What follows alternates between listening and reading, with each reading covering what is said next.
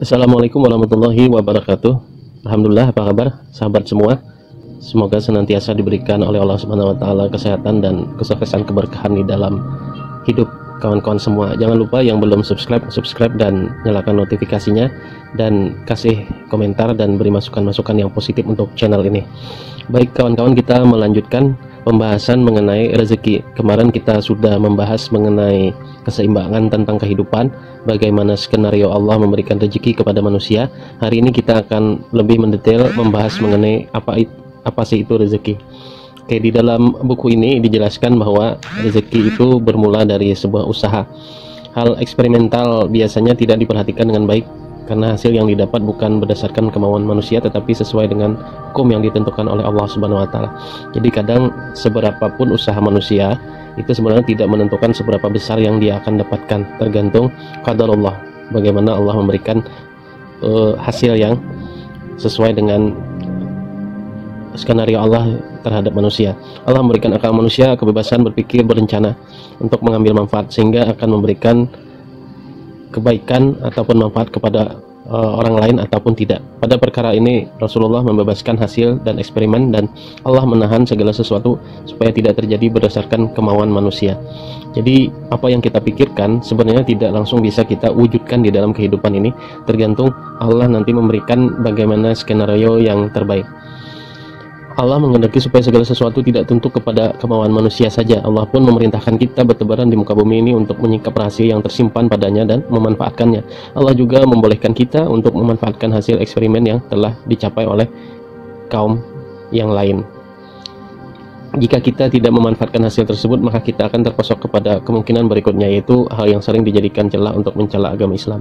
Mereka mengatakan Islam melarang berinovasi, terlebih pada bidang pengobatan yang telah banyak mengalami perkembangan dan penemuan untuk mengobati berbagai penyakit yang diderita manusia. Itu mungkin asumsi-asumsi yang kadang kalau kita tidak memanfaatkan ilmu pengetahuan ini. Para ilmuwan menghabiskan hidup mereka untuk menemukan sesuatu yang bermanfaat bagi umat manusia dan meringankan pekerjaan mereka. Dalam kehidupan ini manusia pasti beraktivitas. Kenapa harus beraktivitas?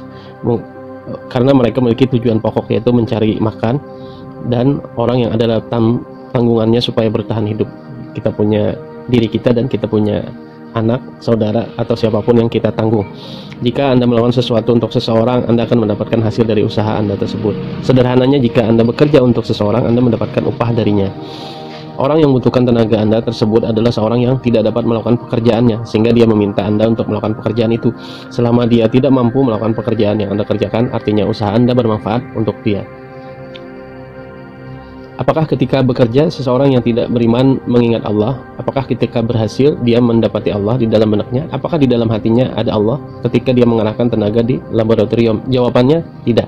Namun tujuan yang ada di dalam benaknya hanyalah untuk dirinya sendiri, kemuliaannya, ketenarannya, dan harga diri dengan ilmu yang dikuasainya tersebut, sehingga dia mendapatkan penghargaan ini dan itu. Untuk mendapatkan kemuliaan, dia pun akan mendapatkan penghargaan untuk dirinya itu. Kemudian ketika kelak di hari pembalasan, apakah Allah akan memberinya pahala meskipun di dalam benaknya sama sekali tidak ada Allah dan tidak bekerja ikhlas karena Allah? Tentu saja tidak. Jadi inilah perbedaan antara orang yang beriman dan orang yang tidak beriman. Jadi kalau orang beriman itu pahalanya double untuk manfaat di dunia dan manfaat di akhirat. Perbedaan ini sangatlah jelas, meskipun dalam usaha yang dilakukan untuk mencari kehidupan, seorang yang tidak beriman bekerja hanya untuk dirinya sendiri dan untuk mendapatkan manfaat. Sedangkan seorang yang beriman bekerja karena mematuhi perintah Allah untuk membantu orang lain yang tidak memiliki kemampuan yang diberikan oleh Allah kepadanya. Artinya setiap manusia memiliki keterbatasan untuk menguasai bidang yang hari ini dia kuasai, bidang yang lain mungkin dia tidak bisa menguasai. Seorang mukmin yang senantiasa memikirkan Allah di dalam benaknya, yang terus ingin bekerja untuk melebihi kebutuhannya dan kebutuhan orang lain, dan yang berkata, aku bekerja sampai akhir, hasil yang akan aku dapatkan aku berikan kepada orang yang tidak mampu, keluargaku dan yang lemah, dan orang-orang di sekelilingku. Dengan demikian, siapakah yang ada di dalam benaknya? Jawabannya adalah Allah. Itu yang ada di dalam hati seorang mukmin. Kemudian apa yang Allah lakukan kepadanya? Allah akan memberikan pahala. Dan kami hadapi segala amal yang mereka kerjakan, lalu kami jadikan amal itu bagaikan debu yang berterbangan. Di dalam Al-Furqan, yaitu mereka bekerja dan setelah itu Allah menjadikan hasil pekerjaan tersebut seperti debu. Apakah akan kami beritahukan kepadamu tentang orang-orang yang paling merugi perbuatannya, yaitu orang-orang yang telah sia-sia perbuatannya dalam kehidupan ini, dan sedangkan mereka menyangka bahwa mereka berbuat sebaik-baiknya.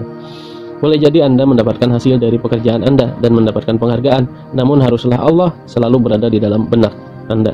Ketika itu Anda akan memperoleh apa saja. Allah memberikan permisalan jelas dalam firman-Nya, dan orang-orang yang kafir amal-amal mereka adalah laksana fata morgana di tanah yang datar yang disangka air oleh orang-orang yang dahaga, tetapi bila didatanginya air itu, dia tidak akan mendapatinya sesuatu apapun, dan didapatinya ketetapan Allah di sisinya, lalu Allah memberikan kepadanya perhitungan amal-amal dengan cukup, dan Allah dengan segala perhitungannya. Surah An-Nur. Inilah keadilan. Secara tiba-tiba orang yang tidak beriman itu memperoleh hasil usahanya dari Allah, padahal di dalam benaknya tidak ada Allah pada waktu melakukan usahanya tersebut. Maka apa yang Anda bayangkan dalam keadaan ini, sungguh itu adalah keadilan Allah. Allah tidak menjadikan kesungguhannya dalam bekerja menjadi sia-sia di dunia ini. Allah pun memberikan hasilnya di dunia ini, yaitu berupa penghargaan dan segala kesuksesan duniawi. Sedangkan kelak di akhirat, semua amalan mereka yang tidak beriman itu seperti fata morgana. Hal itu jangan disebutkan Allah tidak adil.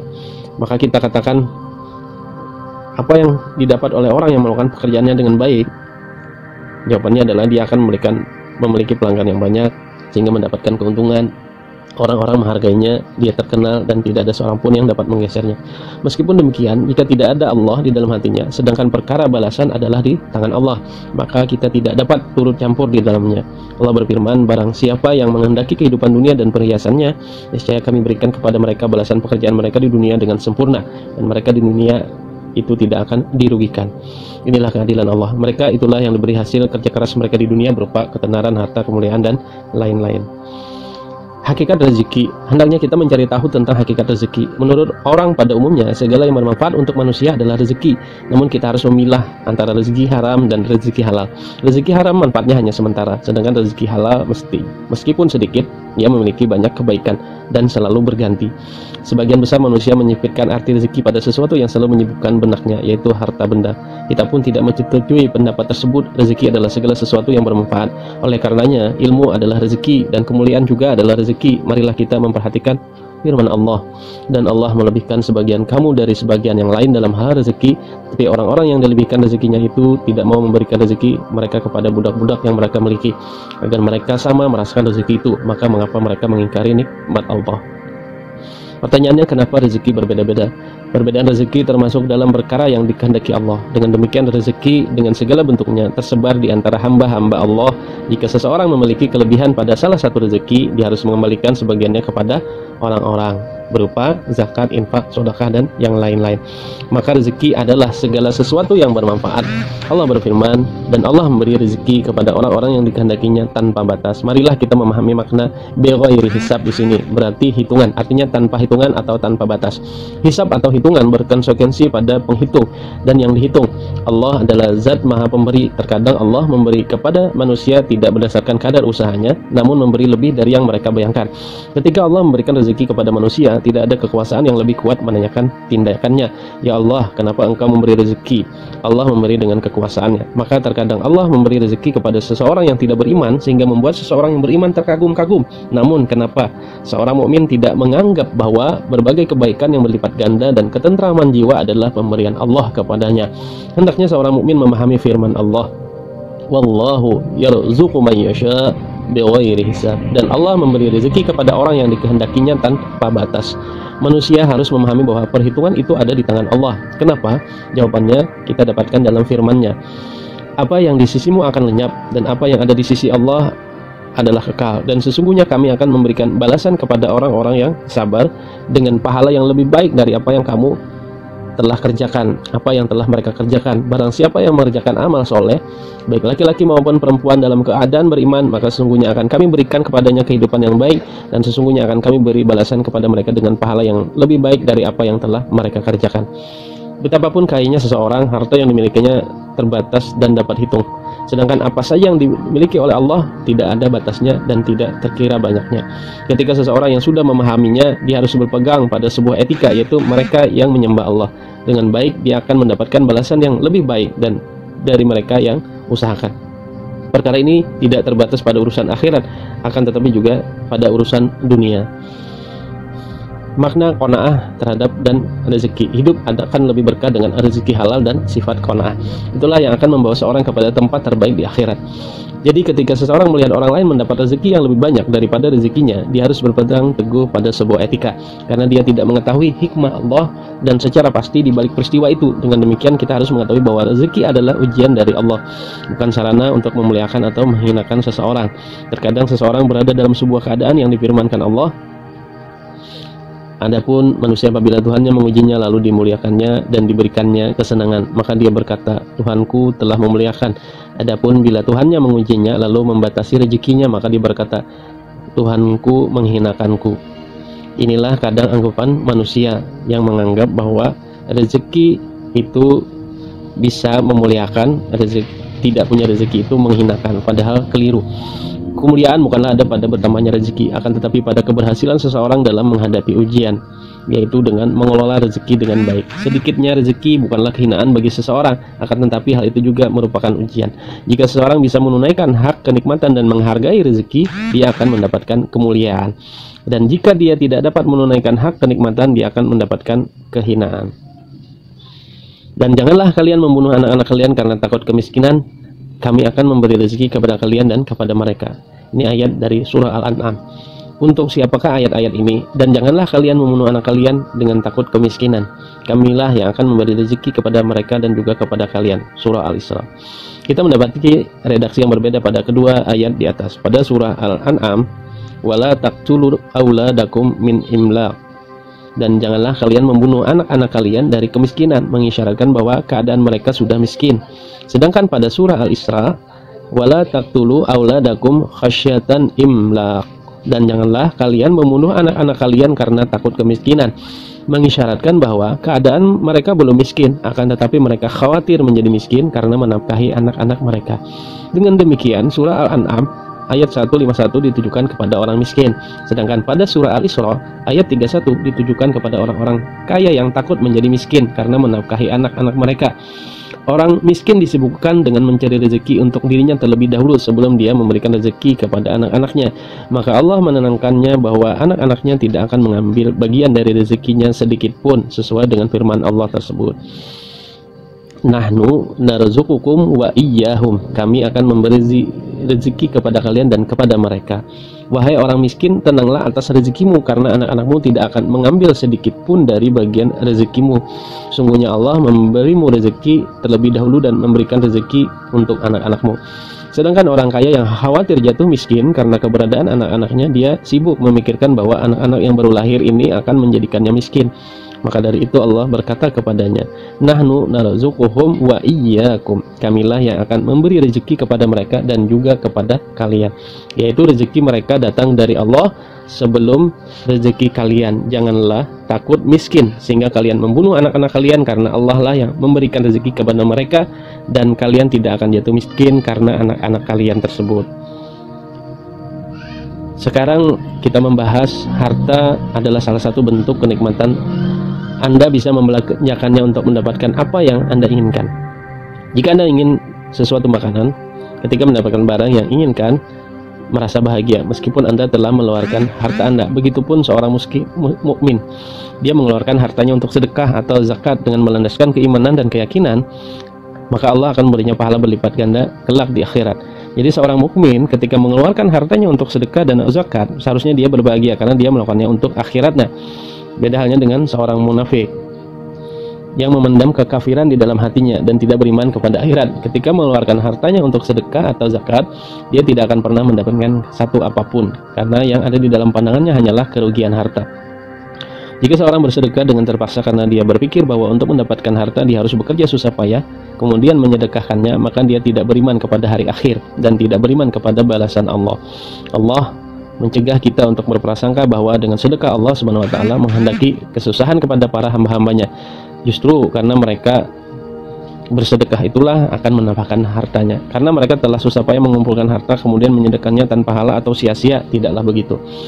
Pertanyaannya, untuk siapakah hasil bumi ini? Apa yang diberikan Rasul kepadamu maka terimalah dia, dan apa yang dilarangnya bagimu maka tinggalkanlah.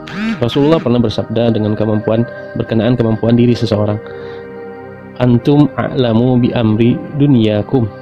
Seakan-akan di dalam hadis ini terkandung bahwa urusan dunia terpisah dari ranah perintah dan larangan Rasulullah sebagaimana firman surah Al-Hasyr tersebut. Namun pada saat menyatakan sabdanya tersebut, Rasulullah menetapkan kaidah umum yang tidak pernah lepas dari manhaj ilahi. Manhaj ilahi tersebut juga dapat diperhatikan bahwa Allah menciptakan seluruh alam semesta dengan kadar unsur, jenis, dan hukumnya. Artinya tidak ada pembedaan. Walaupun kita mendapatkan semacam perintah oleh Rasulullah untuk mengeksplorasi pemikiran, untuk berinovasi kita tentang hal-hal yang ada di dunia, tapi tetap harus sesuai kaidah Allah, sunnah, dan Al-Quran dan sunnah Rasulullah. Pemberian Allah merupakan pemberian dari sifat kasih sayang Allah yang menjadikan kebaikan pada setiap jenis yang ada di muka bumi. Hal ini mengisyaratkan bahwanya kita wajib membedakan antara kepemimpinan mukmin yang amanah dipikulnya dan rezeki untuk penduduk di dunia ini. Ketika Allah memberikan beberapa ujian kepada Nabi Ibrahim, beliau pun menyelesaikannya. Maksudnya adalah menjalani dengan ujian dengan baik, dan Allah memberinya sebuah balasan yang dalam firman-Nya Allah berfirman, sungguhnya aku akan menjadikanmu imam bagi seluruh manusia. Nabi Ibrahim mendapatkan balasan kebaikan tersebut karena telah menjalani ujian sesuai dengan aturan Allah dan menunaikannya sesuai dengan tuntunan Allah. Dengan demikian Allah memberinya sebuah penghargaan untuk menjadi imam karena beliau pantas memikulnya. Kemudian Nabi Ibrahim bertanya kepada Allah, dan saya mohon juga dari keturunanku, janjiku tidak mengenai orang-orang yang lalim. Sehingga janji Allah tentang rezeki, kepemimpinan adalah salah satu janji Allah untuk seseorang yang terpercaya dalam menjalankannya. Kepemimpinan tidak diatur berdasarkan jenis, warna kulit, dan nasab. Janjiku tidak mengenai orang-orang yang lalim. Hal ini didapatkan Nabi Ibrahim dari Allah. Ketika itu beliau pergi ke sebuah lembah yang tidak memiliki tumbuhan untuk menampatkan hajat dan putranya Nabi Ismail. Beliau berdoa kepada Allah untuk mengasihi putranya dan menjaga istrinya, yaitu dengan memberikan rezeki berupa buah-buahan kepada mereka. Al-Quran mengabadikan doa Nabi Ibrahim tersebut. Wa idh qala Ibrahim Rabbi ja'al hadha baladan amina warzuq ahlahu minas thamarat man amana minhum billahi wal yawmil akhir qala wa man kafara fa umatti'uhu qalilan thumma adtarruhu ila adzabin nar wa bi'sal masir. Dan ingatlah ketika Nabi Ibrahim berdoa, ya Tuhanku, jadikanlah negeri ini negeri yang aman sentosa, dan berikanlah rezeki dari buah-buahan kepada penduduknya yang beriman di antara mereka kepada Allah dan hari kemudian. Allah berfirman, dan kepada orang-orang kafir pun aku beri kesenangan sementara, kemudian aku paksa ia menjalani siksa neraka, dan itulah seburuk-buruk tempat kembali. Berilah rezeki kepada mereka yang beriman, karena sebelumnya engkau mengaitkan janji kepemimpinanmu untuk yang beriman, yaitu ketika kita membaca firman qala la yanalu ahdi zalimin. Janji ini berkenan dengan kepemimpinan, sedangkan rezeki Allah menjanjikan untuk siapa saja yang beriman dan yang tidak beriman. Permasalahan rezeki dengan hukumnya, hasil bumi dengan unsur-unsurnya, matahari dengan cahayanya, angin dan semoga anugerahnya merupakan pancaran dari rububiyah Allah yang diberikan kepada siapa saja yang beriman dan yang tidak beriman sekalipun. Sehingga hasil dari eksperimen tidak tergantung pada keimanan seorang, tetapi berkaitan dengan hukum alam. Siapa saja yang mencari rahasia di alam ini, dia akan mendapatkan hasilnya meskipun dia tidak beriman. Hasil usaha. Ketika Rasulullah melarang suatu kaum untuk melakukan penyerbukan kurma di dalam sebuah hadis yang dinyatakan, beliau berasumsi tentang hukum alam, bahwa Allah menciptakan apa yang dikehendakinya, dan sangat mungkin bagi Allah untuk membuat hasil pohon kurma itu bagus meskipun tanpa dilakukan penyerbukan. Perkara yang beliau lakukan ini termasuk eksperimental. Ternyata dari eksperimen ini menunjukkan bahwa hasil kurmanya tidaklah memuaskan. Kemudian apa sikap Rasulullah? Rasulullah pun mengembalikan permasalahan ini kepada hukum yang telah Allah tetapkan di alam ini, yaitu hasil diperoleh berdasarkan kadar usaha. Maka setelah melakukan percobaan tersebut, Rasulullah pun berkata, antum a'lamu bi amri dunyakum. Percobaan yang dilakukan tersebut memberikan hasil yang sesuai. Hukum yang berlaku dalam percobaan tersebut adalah hukum alam, sehingga setiap rezeki dan hasil tergantung dengan usaha dan percobaan. Lakukanlah percobaan hingga hasilnya sempurna dan mendatangkan kemaslahatan. Itulah yang dilakukan Rasulullah supaya mereka melakukan usahanya kembali untuk menyerbuk korma. Ini terkait dengan kejadian-kejadian kita di dunia ini. Artinya segala sesuatunya itu tidak bisa dilandaskan dengan takdir kadar Allah saja, tapi ini adalah wilayah usaha. Perkara penyerbukan ini merupakan perkara eksperimen. Awalnya Rasulullah bereksperimen dengan melarang mereka untuk menyerbuk. Kemudian setelah hasilnya tidak memuaskan, Rasulullah pun mengembalikan perkara tersebut kepada mereka. karena mereka ahli dalam bidang pertanian. Hal ini tidak menghalangi peran Rasulullah sebagai pilihan Allah, karena perkara tersebut bersifat eksperimen. Bahkan hal ini menjadi pedoman bagi kita dalam eksperimen. Ada beberapa permasalahan yang dibaikkan manusia yang langsung ditetapkan oleh Allah melalui Rasulnya, seperti pada permasalahan Tabbani, yaitu permasalahan yang dikenal oleh masyarakat Arab untuk mengambil seseorang menjadi anak dan dia mendapatkan seluruh hak-hak anak atas orang tuanya. Namun Islam datang dan menghapus tradisi ini. Kenapa? Tabbani bukan sekedar memberikan kasih sayang kepada seorang yang dianggap sebagai anak, bukan juga sekedar memberikan warisan, tetapi lebih dari itu. Tabbani berarti Anda benar-benar menjadikan anak orang lain seperti anak kandung, atau mengadopsi dalam hal ini. Bagaimana jadinya jika Anda memiliki seorang putri, maka dia akan menjadi saudaranya, dia memiliki hak untuk melihatnya, duduk berdua bersamanya, berbicara bersamanya. Jadi permasalahannya bukan sekadar kasih sayang, dari permasalahan rezeki kepada permasalahan lainnya. Menjaga untuk tidak berselisih, Allah menetapkan hukum alam yang bisa dimanfaatkan manusia, tapi Allah membuat sebuah aturan supaya hukum alam ini tidak berubah sesuai keinginan manusia. Eksperimen yang dilakukan dengan tepat sesuai hukum alam pasti memberikan hasil yang sama. Siapapun yang melakukannya, hasilnya tidak beragam sesuai dengan keinginan masing-masing. Inilah hukum alam. Ada hukum sebab akibat, ada hukum totalitas, dan berbagai macam hukum yang nanti kita akan bahas. Oleh karena itu kita dapati dua jenis gelombang di dunia ini. Pertama adalah gelombang teori, makanya adalah setiap orang menciptakan teorinya masing-masing. Kemudian gelombang aktivitas ini adalah ilmu eksperimental. Kebudayaan yang ada di tengah-tengah kita sekarang merupakan kebudayaan eksperimental. Berdasarkan eksperimen digunakan untuk menemukan banyak hal yang baru, penemuan-penemuan baru, menguak rahasia-rahasia Allah yang tersimpan di dalam alam ini. Kemudian kita bisa memanfaatkannya. Teori kedua adalah gelombang kemauan atau nafsu. Para pemilik teori-teori ini menghalangnya adanya teori yang menyamai teorinya, sehingga dia mencoba untuk meletakkan penghalang dan batas supaya teorinya tidak bocor. Namun di dalam laboratorium dilakukan eksperimen untuk mendapatkan teorinya dengan tujuan memanfaatkannya. Dengan demikian perkara yang didapat dari hasil eksperimen tidak dapat dibatasi dengan ketamakan, tetapi dapat didapatkan dengan hasil eksperimen. Hikmah Allah memberi dan Allah menahan pemberian. Allah mengungkapkan rahasia jika di dalam banyak ayat Al-Quran, diantaranya adalah tentang orang munafik, dan mereka mengatakan pada mereka sendiri, mengapa Allah tidak menyiksa kita disebabkan apa yang kita katakan itu. Perkataan kepada diri sendiri atau kata hati tidak dapat didengarkan oleh orang lain, meskipun mereka tidak berkata demikian. Ketika mendengar ayat ini, pasti mereka akan berkata, sumpah tidaklah hal tersebut terlintas dalam benak kami, karena mereka mengatakannya dalam hati, dan mereka terkejut ketika Al-Quran mengungkapkan sesuatu yang berkecamuk dalam diri mereka. Al-Quran juga mengungkapkan tentang sesuatu yang akan muncul dalam benak seseorang mukmin ketika mendengarkan sebuah perintah sedekah. Allah tidak menunggu hingga kaum mukmin mengadu kepada Rasulullah bahwa mereka takut miskin dan rezeki berkurang. Jadi segala sesuatu bisa didapatkan dengan usaha, namun usaha itu membutuhkan waktu. Sepertinya turun hujan di dekat Jeddah, kemudian menumbuhkan tanaman di sebuah lembah. Hendaknya kita juga memperhatikan firman Allah, dan jika kamu khawatir menjadi kemiskinan, hal itu merupakan sebuah kehormatan bahwa seorang mukmin tidak meremehkan perkara agamanya hanya untuk menuruti keinginan duniai. Ada sebagian orang yang rela melakukan maksiat karena takut kehilangan keuntungan materi, seperti takut berkata jujur karena bisa kehilangan kedudukan atau dimarahi oleh pemilik perusahaan. Maka kita katakan kepada orang yang demikian, tidak ada alasan bagimu berbuat demikian, karena Allah berfirman, dan jika kamu khawatir menjadi miskin, maka Allah nanti akan memberikan kekayaan kepada kalian dari karunia-Nya jika Dia menghendaki. Karunia Allah, bagaimanapun rezeki itu dari Allah. Itulah yang kita pahami dari kandungan kalamullah. Dengan demikian tidak ada alasan bagi seorang pun untuk melakukan maksiat dengan alasan bahwa dia mencari rezeki atau melepaskan diri dari keluarganya dari kemiskinan. Misalnya berprofesi sebagai apapun yang dilarang oleh Allah dengan alasan cari duit buat makan.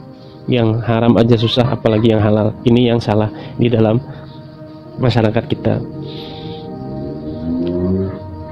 Bagi orang-orang yang mendengarkannya berkesan bahwa bisa saja Allah tidak menghendaki sehingga tidak memberikan kekayaan. Allah menghendaki hubungan yang berkesinambungan yang sangat panjang, sehingga Allah berfirman, jika Dia menghendaki, maksudnya adalah menjadikan hubungan ini tetap ada supaya seorang hamba selalu berharap kepada Allah, supaya Allah selalu ada di dalam benaknya.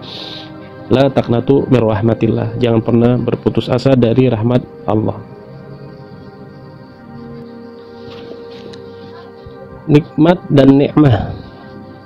Jika Anda mendapatkan harta yang membuat Anda melampaui batas, itulah yang disebut dengan nikmah atau bencana. Sedangkan harta meskipun sedikit yang tidak membuat Anda melampaui batas, maka itu adalah nikmat atau kenikmatan.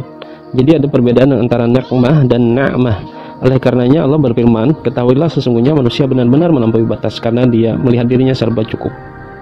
Allah tidak menghendaki harta yang Dia berikan kepada Anda membuat Anda lalai kepada Allah sehingga Anda melampaui batas. maka Allah nanti akan memberikan kekayaan kepada kalian dari karunia-Nya jika Dia menghendaki. Jadi boleh jadi kita belum sesuai keinginan seperti apa yang kita pikirkan, itu karena Allah tidak ingin kita celaka. Dengan demikian pada ayat di atas mengandung pemahaman bahwa kekuasaan Allah mutlak kekal di dalam alam semesta ini, sehingga tidak hanya harta yang menjadikan seorang kaya, tetapi norma-norma juga yang bisa menjadikan seorang kaya. Harta tidak bisa menggantikan peranan norma dan aturan Allah. Pernyataan tersebut ditegaskan dalam firman Allah, sungguhnya Allah Maha mengetahui lagi Maha bijaksana. Yaitu Maha mengetahui tentang perkara yang baik untuk kalian dan Maha bijaksana dalam memberikan dan menahan pemberian pada saat yang tepat. Kemudian ada pembahasan mengenai kasab, ikhtisab, dan ridho. Bagaimana jika ada yang mengatakan bahwa dosa adalah kasab bukan ikhtisab? Kita jawab bahwa suatu tindakan yang terlarang membutuhkan usaha, rekayasa, dan bertentangan dengan keadaan jiwa. Dengan demikian dosa adalah ikhtisab. Ini adalah perkara tentang senang dan tenang. Boleh jadi kita senang tapi kita tidak tenang. Rezeki itu lebih identik dengan tenang, bukan senang. Seperti ketika Anda duduk bersama istri Anda di rumah, keadaan jiwa Anda pasti akan tenang. Sedangkan ketika Anda duduk bersama dengan istri orang lain, maka hal tersebut bertentangan dengan keadaan jiwa. Pasti Anda akan menutup jendela dan merasa takut ketika ada orang yang mengetuk pintu, berbicara dengan nada rendah sehingga tidak terdengar oleh orang lain. Pada saat itu keadaan jiwa Anda bergejolak, seperti halnya ketika Anda memegang harta yang tidak halal. Tentu Anda akan merasa tenang, dan memegang harta yang halal tentu Anda akan merasa tenang dan mengeluarkannya dengan bebas di depan orang.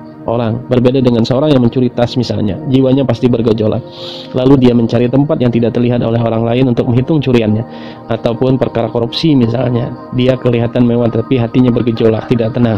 Jadi perkara yang halal memberikan ketenangan jiwa dan kita menyebutnya kasab, sedangkan pada perkara yang haram memberikan gejolak jiwa dan menyebutnya iktisab.